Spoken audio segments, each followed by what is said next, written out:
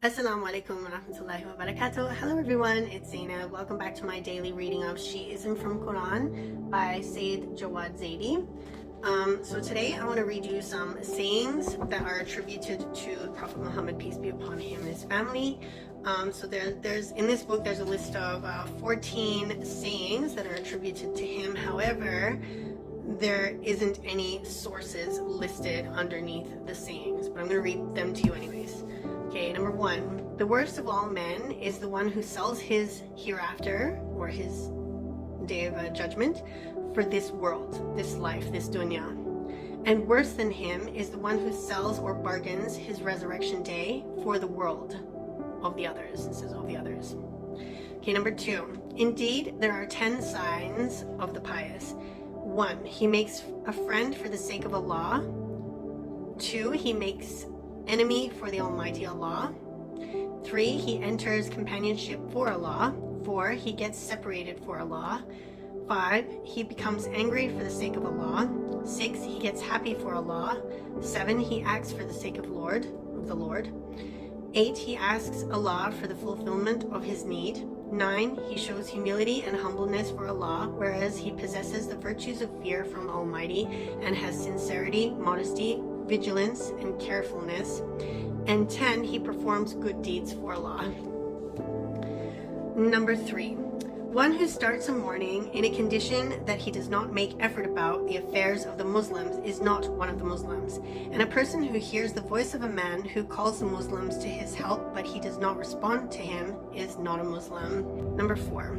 The Prophet of Islam, peace be upon him and his family, sent a group of Muslims to the battlefront against the enemies. When they returned to the court of Apostle of Allah, he said to them, "Well done, bravo, the group who performed the small jihad, and the big jihad has yet to be performed by them." They said, "O Prophet of Allah, what is the great jihad?" The Prophet replied, "Jihad and war against the passions of ego." MashaAllah. Number 5. When the innovations and heretical practices become evident in my ummah, it is necessary for the scholar to make his knowledge manifested and open with regards to making the innovations public. So, curse of Allah be upon the scholar who does not do it. Number 6. There's a good deed above each good deed, to the extent that a man is slain on the way in the way of Allah. So when he is slain on the way of Allah, then there is no good deed above better than it. I think that means martyrdom for the cause of Allah. I think that's what that means. Number 7. Cursed is the one who puts the load of his life responsibilities upon the shoulders of the people. Number 8. A time will come upon my ummah so that people will not recognize the scholar but those wearing beautiful dress, and will not recognize the Quran but when recited in a melodious tone, and will not serve Allah except in the month of Ramadan. So when the condition of people will become such, Allah will appoint and set a ruler over them who shall not have knowledge, forbearance, and mercy. Number 9. O community of Muslims, definitely avoid committing adultery because it has 6 peculiarities. 3 will emerge in this world and 3 in the hereafter. Moreover, those 3 which appear in this world consist of: number 1, this becomes the cause of getting dishonored. Number 2, causes to bring poverty. And number 3, causes the shortening of age. And those which take place in the hereafter are: number 1, it causes the anger of Allah. Number 2, it causes the severances and graveness of accounting. And number 3, it causes the eternity and perpetuity of man in the hellfire. Okay, number 10. The example of my household, it says Hazrat Zahra, peace be upon her. Does that mean Fatima Zahra? I'm not sure. I thought it would say Ahlul Bayt, because it says the example of my household, but then it says Hazrat Zahra. I think that's Fatima Zahra.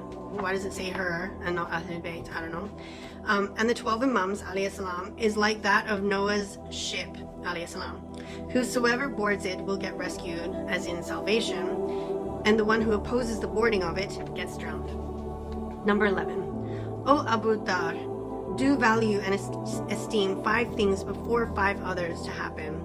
Number 1, your youth before your old age. Number 2, your health before your ailment. Number 3, your wealth before your poverty.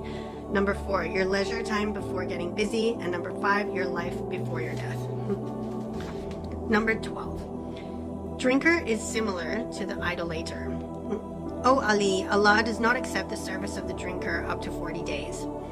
And if he dies within 40 days, he has died as an infidel. Number 13, I am the city of knowledge and Ali is its gate. So whosoever intends to acquire knowledge must come through the gate.